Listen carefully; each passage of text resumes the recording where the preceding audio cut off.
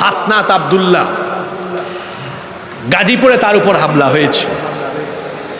হাসনাত আব্দুল্লাহ সহ বাংলাদেশে যত মানুষ ভালোবাসেন বাংলাদেশকে, যারা চান এই দেশটা, বাংলাদেশ পাকিস্তান হোক, ভারত হোক, আমেরিকা হোক, কোনো দেশের আধিপত্য এই দেশে আমরা মেনে নেব না। রাজি আছেন তো? আমরা বলবো এই হামলার তদন্ত করে অতি দ্রুত চিহ্নিত করে তাদেরকে বিচারের আওতায় নিয়ে আসতে হবে। আমরা মুসলমানরা কোনোদিন সংখ্যা দিয়ে বিজয়ী হয়ে নাই, আমরা বিজয়ী হয়েছে কোয়ালিটি দিয়ে। আমরা যখন ইমানি তেজ নিয়ে দাঁড়িয়েছি, আল্লাহ ফেরেশতা পাঠায়া সাহায্য করেছেন, শক্তি বহুগুণে বাড়িয়ে দিয়েছেন। সুবহানাল্লাহ। তাহলে এই আয়াত, যে আয়াতটা আজকে তিলাওয়াত করলাম, শুনেন, যুদ্ধ শুরু হয়ে গেলে মুসলমানরা ইমান নিয়ে দাঁড়ালে তারা কয় গুণ শক্তিশালী হয়? আসতে বলবেন না, জোরে বলেন, কয় গুণ? ভারতের জনসংখ্যা 130 কোটি, বাংলাদেশের জনসংখ্যা কত? 18 বা 20 কোটি। তাহলে আমরা সংখ্যায় কম না? কম। কিন্তু আসেন, বাংলাদেশের জনসংখ্যা 18 বা 20 কোটি, তার মধ্যে মুসলমান হলো 14 কোটি। কিন্তু 14 কোটি যদি যুদ্ধে আল্লাহর উপর আস্থা নিয়ে দাঁড়ায়, তখন কি 14 কোটি থাকবে? 10 গুণ শক্তি বাড়বে। তাইলে 10 দিয়ে 14 কোটিকে গুণ করেন তো কত হয়?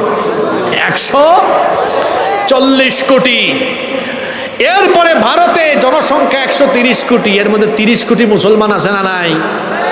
এরাও যদি দাঁড়ায়, 30 কোটি গুণ 10 কত হয়? 300 কোটি। যে ব্যাককলরা মিডিয়ায় বসে হিসাব করে, এরা আল্লাহর কোরআনের হিসাব জানে না। আপনাদের এলাকায় পাটাপুতাইল বলেন না শিলপাটা বলেন? জি, শিলপাটায় পেঁয়াজ নড়া না?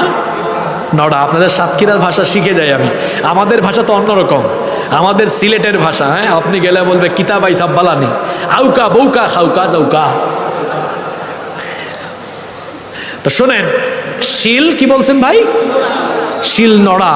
তো শিল নড়ার মাঝখানে পেঁয়াজ মরিচ যাই দেন, এটা কি হয়ে যায়? একদম মিশে যায়, একদম ভর্তার মতো হয়ে যায়, তাই না? উগ্রবাদী, চরমপন্থী, জঙ্গি, সন্ত্রাসী, আরএসএস এর গুন্ডা, মোদির নেতৃত্বাধীন সেই সবগুলো সন্ত্রাসীকে হুঁশিয়ার করছে, নিজেরাই যুদ্ধাবস্থা তৈরি করো না। যদি নিজেরাই যুদ্ধাবস্থা তৈরি করো, এইদিকে 14 কোটি, ওইদিকে 30 কোটি যখন দাঁড়াবে, আল্লাহর কোরআনের হিসাব অনুযায়ী 10 গুণ শক্তিশালী হয়ে এইদিকে 140 গুণ, ওইদিকে 300 গুণ শক্তি নিয়ে এমন ভাবে দাঁড়াবে, শিল পাটার মাঝখানে সবকিছু আসতে যেমন ভর্তা হয়ে যায়, গাজওয়াতুল হিন্দ শুরু হলে উগ্রবাদীরা ভর্তা হয়ে যাবে, দিল্লিতে কালেমার পতাকা উড়িয়ে দেওয়া হবে। তাহলে কোরআনিক হিসাব জানলাম, কোনোভাবেই যুদ্ধে মুসলমানদেরকে হারানো যায় না যদি মুসলমানরা ইমান নিয়ে দাঁড়ায়। তো গাজওয়াতুল হিন্দে মুসলমান ইমান নিয়ে দাঁড়ালে 10 গুণ শক্তিশালী হবে। তো 10 গুণ শক্তিশালী হবে, এটা কি আমার কথা না আল্লাহর কথা? মোকাবেলা করা যাবে? জোরে বলেন, মোকাবেলা করা যাবে? তারপরে আসুন হাদিস কি বলছে। নবীজি তো বলেই গিয়েছেন, এই অঞ্চলে একটা যুদ্ধ হবে কিয়ামতের আগে। এই যুদ্ধে মুসলমানদেরকে বিজয় দিবেন কে? আপনাদের আর কোনো সন্দেহ আছে? তাহলে কুরআন বলে, হাদিস বলে, এই অঞ্চলে একটা যুদ্ধ হলেও আল্লাহ জিতায় দিবেন কাদেরকে? এবার আসেন বাস্তবতা কি বলে। বাংলাদেশ, ভারত, পাকিস্তান এই অঞ্চল ভৌগোলিকভাবে এমন একটা জায়গায় অবস্থান করছে, ভারত সে যার বিরুদ্ধেই যুদ্ধ করবে, এখানে কয়েকটা অঞ্চল আছে এরা এসে ভারতের বিরুদ্ধে দাঁড়িয়ে যাবে। যেমন ভারত পাকিস্তান বা বাংলাদেশের সাথে যুদ্ধ লাগুক, চীন, তুরস্ক, আফগানিস্তান, আরো কয়েকটা দেশ আছে, এরা ভারতের বিরুদ্ধে দাঁড়াবে। যারা জিও পলিটিক্স নিয়ে পড়াশোনা করেন তারা জানেন। তো চীন, তুরস্ক, আরো কিছু দেশ আছে, এরা যদি ভারতের বিরুদ্ধে দাঁড়ায়, আপনারা বলেন এরা পারবে? জোরে বলেন, এরা পারবে? তো কোরআন, হাদিস, বাস্তবতা সবই বলে এরা পারবে না।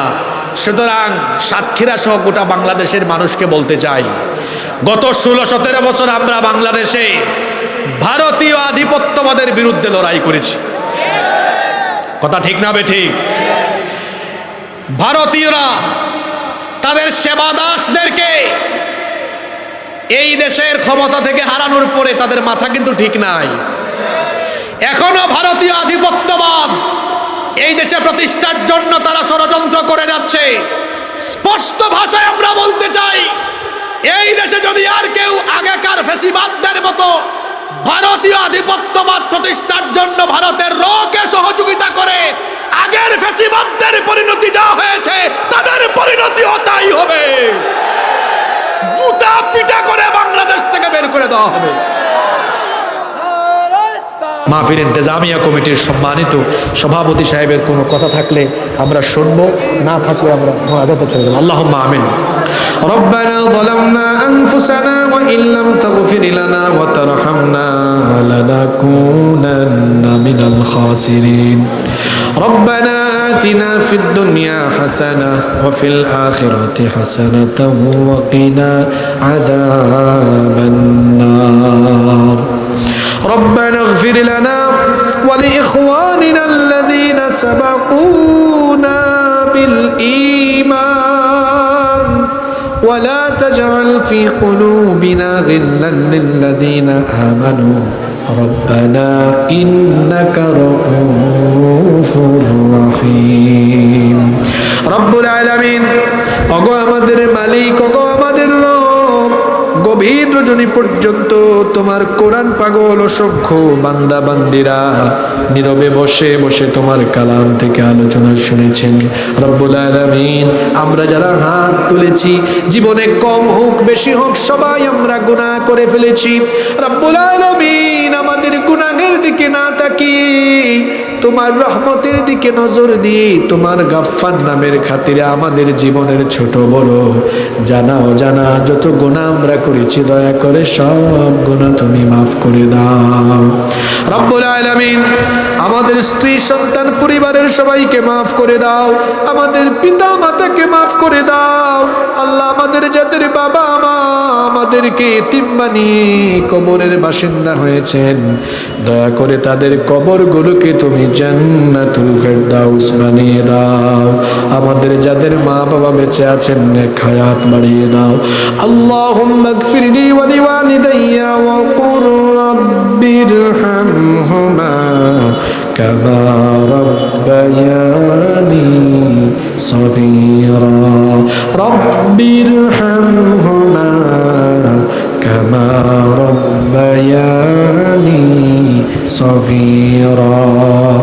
রব্বুল আলামিন, আমাদের যত আত্মীয় স্বজন কবরে চলে গিয়েছেন তাদেরকে মাফ করে দাও। বিশেষ করে এই হাবাসপুর এলাকায় কবরস্থানে গোরস্থানে যত মূর্তিগান শায়িত আল্লাহ সবাইকে তুমি মাফ করে দাও। রব্বুল আলামিন, আমাদের মধ্যে যারা অসুস্থ তাদেরকে শিফা দান করে দাও। ওগো আমাদের মালিক, আমাদের অভাব অনটন সকল সমস্যা তুমি দূরীভূত করে দাও। ফিলিস্তিনের নির্যাতিত নিপীড়িত মুসলমানদেরকে তুমি সাহায্য করো। রব্বুল আলামিন, আমার এই দেশকে তুমি সকল দেশি বিদেশি ষড়যন্ত্র থেকে হেফাজত করো। আজকের এই মাহফিলকে তুমি কবুল আর মঞ্জুর করে নাও।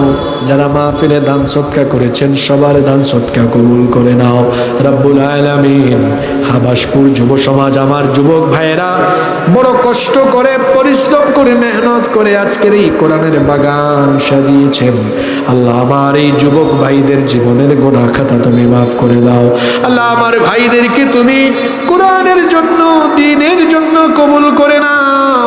মাহফিলের সম্মানিত সভাপতি, প্রধান অতিথি, বিশেষ অতিথি সহ যত অতিথিবৃন্দ ছিলেন আল্লাহ সবাইকে তুমি মাফ করে দাও। অসংখ্য মা বোনেরা মাহফিলে এসেছেন, আল্লাহ আমার মা বোনদের জীবনের গুনাহ খাতা মাফ করে দাও। রব্বুল আলামিন, যারা দূর দূরান্ত থেকে এসেছেন নিরাপদে বাড়ি ফিরে যাওয়ার ব্যবস্থা করে দাও। রাস্তাঘাটে বালা মুসিবত বিপদ আপদ থেকে আমাদেরকে হেফাজত করো। আল্লাহ, জীবন আমাদেরকে তোমার দ্বীনের পথে অটল বিচল রাখো। সাল্লাল্লাহু তাআলা আলা খায়রি খালকিহি মুহাম্মাদিন ওয়া আলিহি ওয়া আসহাবিহি আজমাইন বিফদলি সুবহান রাব্বিকা রাব্বিল ইজ্জাতি আম্মা ইয়াসিফুন ওয়া সালামুন আলাল মুরসালিন ওয়ালহামদুলিল্লাহি রাব্বিল আলামিন ওয়া জাআল آخر كلامنا عند الموت لا إله إلا الله محمد رسول الله صلى الله عليه وسلم.